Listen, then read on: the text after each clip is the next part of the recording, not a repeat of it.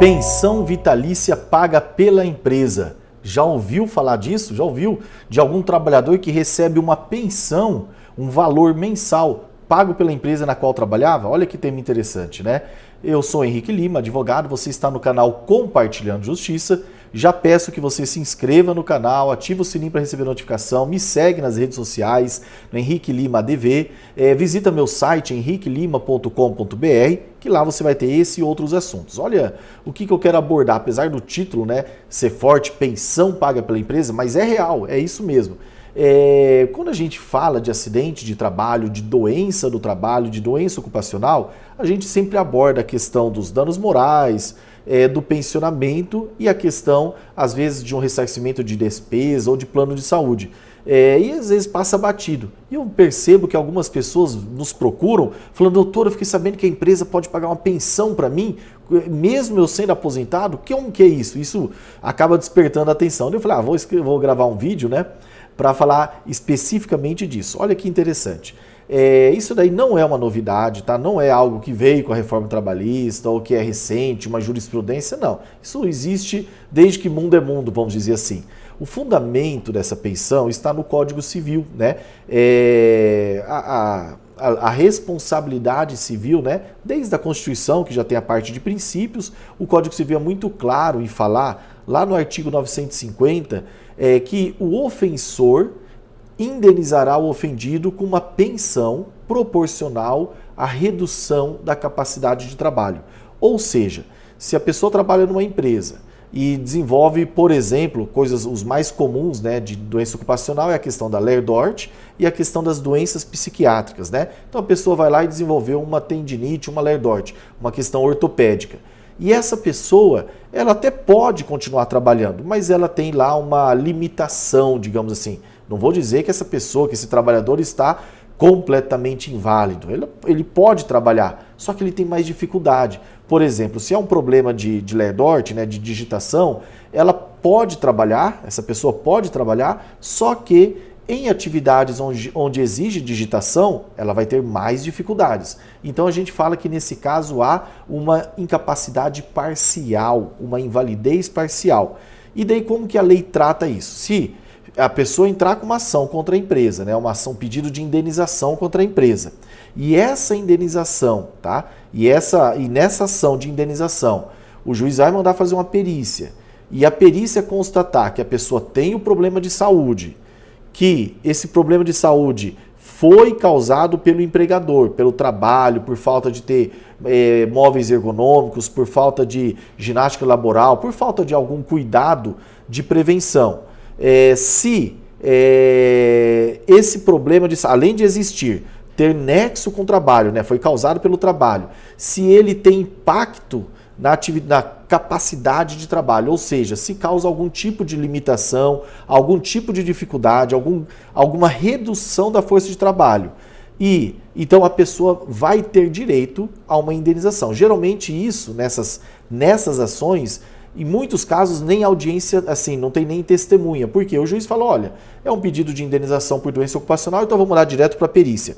Outros casos não, outros casos é salutar, né? E os juízes acabam direcionando para isso, que você tenha testemunha para provar que a empresa não tinha os cuidados necessários para a prevenção de doenças ocupacionais. Mas, enfim, provando isso que eu falei, que existe a enfermidade, a lesão, o problema de saúde, que foi causado pelo trabalho, e que causa diminuição na capacidade de trabalho, surge aí e que houve algum descuido da empresa na prevenção, né, deixou de adotar alguma medida, alguma NR, alguma coisa assim, então esse trabalhador já vai ter direito a essa indenização, essa questão da pensão. Porém, daí tem mais uma diferenciação. Tem que ser analisado qual a duração dessa incapacidade ou dessa limitação, ainda que ela seja de 10%, 20%, o direito existe, tá? Então vai ver qual é o tempo que vai durar essa limitação. O perito responde lá: o fulano lá, o trabalhador vai ficar 2 anos em tratamento e depois vai ficar bem. Ok, então esse trabalhador vai ter direito à pensão por 2 anos. Daí às vezes o perito fala: não, ele vai ficar tipo 6 meses em tratamento e depois ele vai voltar a trabalhar, porém com limitações. Isso é muito comum, por exemplo, num caso de uma amputação. A pessoa foi lá trabalhando com serra, né, aquelas serras elétricas, serra circular, e acaba amputando uma parte da mão. Isso eu já atendi alguns casos assim. Como que funciona? Enquanto a pessoa esteve lá completamente sem trabalhar, fazendo curativo, reabilitação tal, ela tem direito a uma pensão equivalente a 100% da sua remuneração.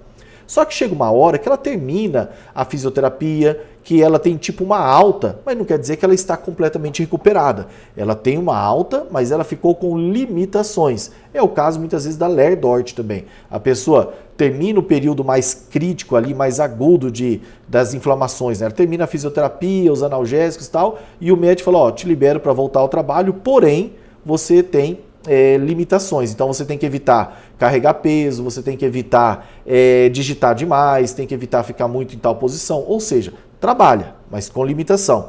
E essa limitação sendo permanente, então, após o período que a pessoa ficou completamente sem trabalhar, depois, nesse período em que ela volta a trabalhar, mas com a capacidade reduzida, ela tem direito a uma pensão também, proporcional ao que ela ganhava, né? Então, suponhamos que a pessoa ganhe lá R$5.000 e o perito afirme que a limitação permanente dela, a redução foi ela reduziu 20% da capacidade, 20% de invalidez permanente. Então, se ela ganhava 5 mil, ela vai ter direito a uma pensão paga pela empresa de R$1.000, né? 20% de 5 mil, no nosso exemplo, de R$1.000 permanentemente. E o Código Civil, olha que legal isso.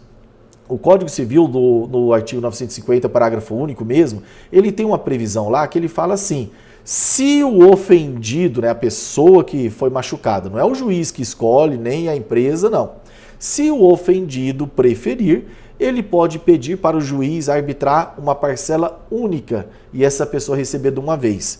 Então, como que na prática funciona mais ou menos? O juiz pega e calcula a expectativa de vida. 79 anos, 80 e tantos anos, daí cada advogado pede de uma maneira, né? Pede uma tabela, usa IBGE e tal, mas suponhamos, vamos dar um exemplo, 80 anos e a pessoa tem 40. Então essa pessoa teria uma expectativa de vida de 40, né? O juiz pega, soma o que essa pessoa receberia nesses 40 anos, a maioria dos juízes aplica algum tipo de redutor, algum tipo de deságio, por quê? Ora, se a pessoa vai receber antecipado algo que demoraria 40 anos, então é justo que ela receba menos, né? Então os juízes costumam fazer esse tipo de redução, né? O TST, né? O Tribunal Superior do Trabalho, inclusive, convalida, né? Confirma esse tipo de redução.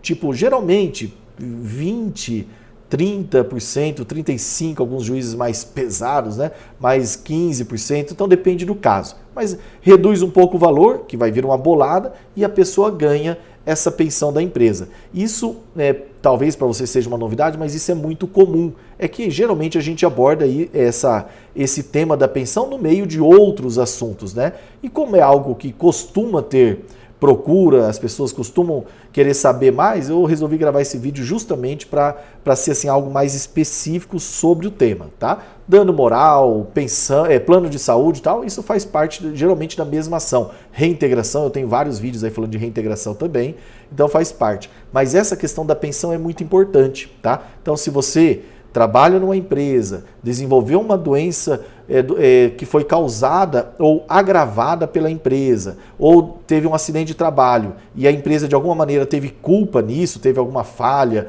deixou de ter alguma medida de segurança, de prevenção, alguma coisa lá que você possa atribuir, e você ficou com uma limitação na sua capacidade de trabalho, você voltou a trabalhar, mas com dificuldade, você sabe, eu lembro que quando às vezes liga para algum trabalhador tal, para perguntar como que ele está, para ver se ele tem algum direito, é muito comum as pessoas falarem assim, doutor, eu estou bem, né? Eu estou bem, estou trabalhando.